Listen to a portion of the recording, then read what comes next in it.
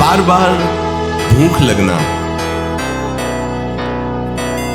पर वो भूख पचाने वाली नहीं होती। वीर्यनाश करने वाले को बार बार खाने की इच्छा होती है क्योंकि उसका लीवर खराब हो रहा है। ये अच्छा लक्षण नहीं बार बार भूख लगना कि बहुत बढ़िया लीवर काम कर रहा है, नहीं, अंदर कब्ज बन रही है, लीवर डाउन हो रहा है और आपको बार बार भूख ले रही। ये झूठ में फंसाया जा रहा है, ये झूठी भूख है जो तुम्हारा रोगों का घर बनेगी। भोगाभ्यास पूर्व से, जैसे रसेंद्री का भोग, तो बच्चा पैदा हुआ, किसी ने शिक्षा नहीं दी, माँ का वक्षा स्थल स्तन लगाया गया, पीना शुरू कर दिया, दूध की बोतल लगाई गई, किसने सिखाया है? भोगाभ्यास उसका पूर्व से दृढ़ है, वो शरीर नया पाया है लेकिन पुराना है, वो पुरातन है। वो इससे लड़ाई लड़नी ही पड़ेगी आपको, इसके लिए तैयार हो, मन को हराना पड़ेगा। ये बहुत काल से हमें हराए हुए हैं, अब इसे परास्त करना होगा। भक्ति का परम विरोधी शत्रु ये काम बख्शने वाला नहीं, ये बहुत भयानक शत्रु है काम, जनेंद्री जन्य संयोग जन्य काम, प्रायः मार के गिरा देता है, आगे नहीं बढ़ने देता। ये काम शत्रु ऐसा है, सबसे बड़ा भयंकर ये राक्षस है। ये इतना खाता है फिर भी कभी अघाता नहीं, अर्थात चाहे जितना भोग लो कभी तृप्ति होने वाली ही नहीं है। किसी भी इंद्रिय का संयोग जो तुम्हें सुख लग रहा है, तुम समझते नहीं ये भगवान की माया के प्रभाव से लग रहा है। वस्तुतः टोटल दुखालयम अशाश्वतम। जब हमारी इंद्रियां गलत भोगों की इच्छा करें, उसी समय उनका दमन करें। इंद्रियों का दमन कैसे किया जाता है? नाम जब चल रहा है, बार बार वो हमारे अंदर इच्छा प्रकट हो रही है, उस इच्छा को बार बार हटा, वो 10 बार 100 बार मन पेश करेगा, माना ही नहीं अंत तक उस इच्छा को, तो वो इच्छा नष्ट हो जाएगी। भारी से भारी दुख आया तो हमें किसी के सहयोग की जरूरत नहीं, हम फिर अपने कदम बढ़ाएंगे, हम फिर जुड़ी हुई अपनी भावनाओं को सजाएंगे। मस्त जीवन एकदम। तुम अविनाशी के बच्चे हो, शेर का बच्चा भेड़ों के बीच में फंसकर म्यों म्यों बोल रहा है, बस अगर दहाड़ना सीख जाए तो कोई भी उसे परास्त नहीं कर सकता।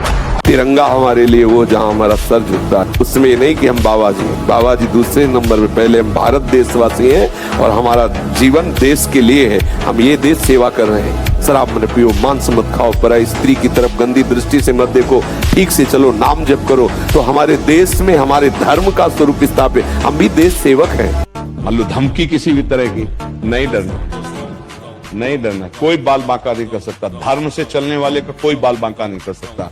प्रयास करेगा लेकिन भगवान रक्षा, धर्मो रक्षति रक्षिता, ये सूत्र जो शास्त्र के हैं ना, ये गलत नहीं होते, ये पूरा जीवन भर इसका अनुभव करके बता रहे हैं। धर्म से चल।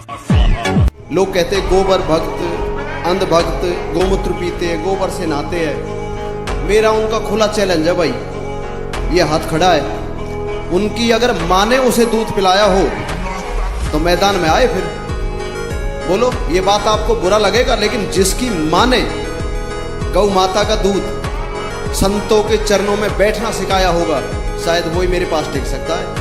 हमारी प्रार्थना को मानिए, अपने इस अमूल्य मानव जीवन को कूड़ा करकट की तरह मत नष्ट कीजिए। तुम इंद्रियों के गुलाम होकर, मन के गुलाम होकर, भोगों के गुलाम होकर के जीने के लिए नहीं आए हो मनुष्य देह। तुम स्वतंत्र सिंहवत जीवन व्यतीत करने के लिए मानव जीवन प्रकट।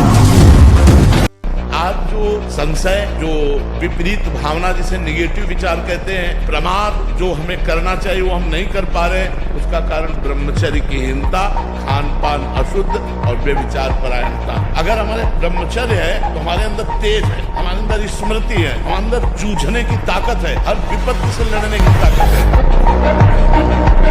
अब एकाग्रता के लिए पावर चाहिए, अभ्यास का और ब्रह्मचर्य का भी। अभी आप 1 साल ब्रह्मचर्य रहिए, आप फिर देखिए आपके विचार कैसे होते हैं, आपके शरीर में कैसी ऊर्जा होती है, आपका प्रतिज्ञा, आपके वचन, आपकी चेष्टा, आपकी क्रियाएं कितनी मतलब पवित्र और साफ स्वच्छ एकाग्र। रोग निवृत्ति के लिए तुम्हारा ब्रह्मचर्य बहुत बड़ी औषधि है। मान लीजिए कोई भी रोग तुम्हें परास्त नहीं कर सकता, बड़े से बड़ा भयंकर रोग भी परास्त नहीं कर सकता अगर आप ब्रह्मचारी हैं। करके देखो, 5 मिनट करके देखो, 5 मिनट मन को भगवान में लगा के देखो, आकार मचा देगा। ये इस विषय से उस विषय, उस विषय से उस विषय, लगेगा धरो यार माला झंझट है। बहुत कठिन है भगवान का भजन करना, कोई खिलवाड़ नहीं है। और कुछ बातें तो ऐसी हैं जो सबको ज्ञात है कि किसे अधर्म कहते हैं। जहां आप कार्य करने के लिए सोचा और अंदर से उत्तर आया नहीं ये गलत है, वो अधर्म है। कोई ऐसा नहीं कह सकता कि मुझे बताया नहीं गया कि यह अधर्म है। आप अंदर से हृदय से देखो, आप जब गलत कार्य करने चलोगे तो भगवान जो सबके हृदय में बैठे वो प्रेरणा करे, ये पाप है, ये गलत है। मन कहता है नहीं कोई गलत नहीं, सब चलता है, बस वो आगे बढ़ता चला जाता है और फिर मलिन इतना हो जाता है कि अंदर से आवाज आना बंद हो जाती है। तो हम तुम्हारे पास उदाहरण है, वो व्यक्ति है जिसके खाने के लिए एक टुकड़ा रोटी नहीं, जिसके रहने के लिए 1 इंच जमीन नहीं, जिसके पास 1 रुपया नहीं, एक आदमी बात करने वाला नहीं। आज आप देख लीजिए, ब्रह्मचर्य एक भारी तपस्या है। वीर को रोकना कोई साधारण बात थोड़ी है। जब आप वीर को रोक लेंगे तो महावीर बन जाएंगे। महान बुद्धि प्रवीण हो जाती है जब वीर शक्ति को एकत्रित किया जाता है। शरीर भले ऐसे हो, वो संकल्प करे तो धरती फट जाए। बहुत ब्रह्मचर्य में बहुत बड़ी सामर्थ्य, बहुत बड़ी सामर्थ्य। हम कह रहे बिल्कुल चैन में हो जाओ, हमारी बात को मान लो, आप बिल्कुल चैन में हो जाओ। अभी मन को जितना गंदा सोचना सोचने दो, मन को जितना चंचल हो रहा होने दो, तुम गलत मत करना उसके अनुसार। और राधा राधा राधा, अगर वो ठीक ना हो जाए तो मुझे बताओ, क्या हमारे सोचने से उसकी चंचलता चली जाएगी? क्या हमारे रोकने से वो रुक जाएगा? तूफान का ही रोकने से रुकता है। मन तूफान का भी बाप है।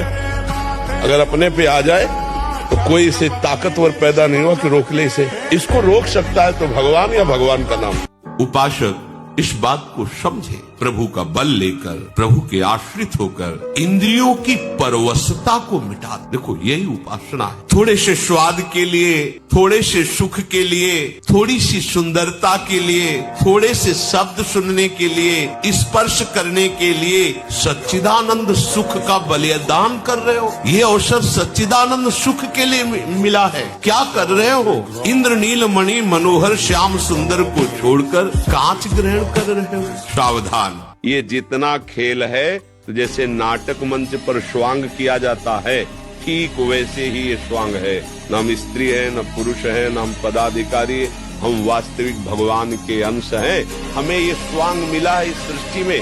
ईमानदारी से अपना स्वांग कर ले तो स्वांग कराने वाला जो नाटकाचार्य है वो हमें इनाम देगा। इस स्वांग से हमें मुक्त कर देगा। क्या मुर्दे जैसा जीवन, जो इंद्री जैसा चाहे वैसा डाउन कर दे, जैसा चाहे वो हमें शोक दे दे, दुख दे। थोड़ा सा साहसी हो, तुम भगवान के अंश हो, तुम कुछ भी कर सकते हो, कुछ भी। ब्रह्मचारी के हृदय में एक ऐसी अध्यात्म शक्ति होती है, कहीं कोई कभी भय नहीं लगता, कहीं भी। अगर कभी भय का भी अवसर आता है तो उसकी जांच करना है, कहां भय, कौन सा भय, क्या है। थोड़ी ही देर में समाप्त, क्योंकि जो निर्भय चरणारविंद का आश्रय लिए हुए है, महाबलशाली प्रभु श्री हरि की भुजाओं का आश्रय लिए हुए, उसे कहां भय लगेगा। बहुत विचित्र मन की चाल है, बहुत विचित्र। वो जब ये भूत की तरह चढ़ जाता है, कब चढ़ गया और कब गिरा दिया पता नहीं चलता। बाद में पता चलता मेरी वो बुद्धि कहां गई थी, जो बड़ी प्रवीण थी उस समय कहां गई। ऐसा लगता है जैसे कोई भूत आया हो, हमारे ऊपर चढ़ गया हो और हमसे वो क्रिया करा ली, और इसके बाद जिनकी भगवान में रुचि नहीं है वो संसार में दुख, चिंता, भय, शोक से घबराते रहते हैं। देख लो, वो डरते हैं कि कहीं हमारी सोच के खिलाफ कोई विधान न रच जाए भगवान का। भगवान का प्रेमी भक्त बड़े से बड़े प्रतिकूल घटना में भी वो भयभीत नहीं होता। देखो ब्रह्म मुहूर्त में उठ के देखो आप, 4 बजे उठिए, थोड़ा जल पीजिए, शौच जाइए, इसके बाद कपड़ा पहनिए पवित्र होके, और फिर दौड़ लगाइए, दंड बैठक मारिए, थोड़ी देर घंटा आध घंटा नाम जप कीजिए, भगवत ध्यान कीजिए, उठिए, अपने काम में चले जाइए। देखो आपका चेहरा, आपका जीवन प्रकाश में रह के हमें अपमानित करो, मैं सह जाऊंगा। समझ रहे हो ना? नहीं तो फिर कायरता आ जाएगी कि कोई माता पिता गुरुजनों की, भगवान की, संत निंदा कर रहा है तो भाई हमें बोलना नहीं।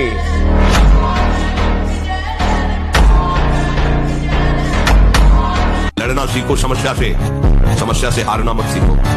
समस्याएं तो आती रहेंगी, लेकिन तुम्हारा जो जीवन है बार बार नहीं मिलेगा। और नाम जप करोगे तो सबसे जीत जाओगे। नाम जप करोगे तो दूसरों को भी बचाने वाले बन जाओगे। नाम जप करोगे तो सही बात, तुम्हें कोई डिप्रेशन में डाल सके आज तक ऐसी कोई समस्या पैदा नहीं। आप नाम जप करके तो देखो। आप देख लीजिए, काम तभी आपको प्रबल वेग से परास्त करता है जब आप कोई क्रिया का आश्रय लिए हैं, किसी व्यक्ति का आश्रय लिए। अगर आश्रय न ले तो ऐसे उठेगा और शांत हो जाएगा। ये अनुभूत विषय है। उठेगा और शांत हो जाए, धीरे धीरे धीरे इस पूर्णा भी शांत हो जाएगा।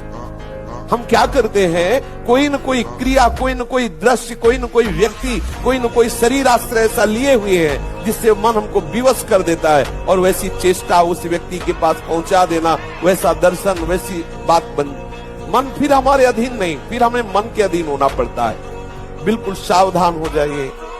ये छोटी मोटी क्रियाएं करके अपने मन को आप जो विश्राम देने की बात सोच रहे, कदापि नहीं हो सकता। जब मन में वेग आता है तो ऐसा लगता है हम ऐसी क्रिया कर लें, ऐसी चेष्टा कर लें तो मन शांत हो जाएगा, फिर भजन करेंगे। बहुत बड़ी चूक है, वो आपको नष्ट कर रहा है, आप जान नहीं पा रहे हैं। क्या मुर्दे जैसा जीवन, जो इंद्री जैसा चाहे वैसा डाउन कर दे, जैसा चाहे वो हमें शोक दे दे, दुख दे। थोड़ा सा साहसी बनो, तुम भगवान के अंश हो, तुम कुछ भी कर सकते हो, कुछ भी।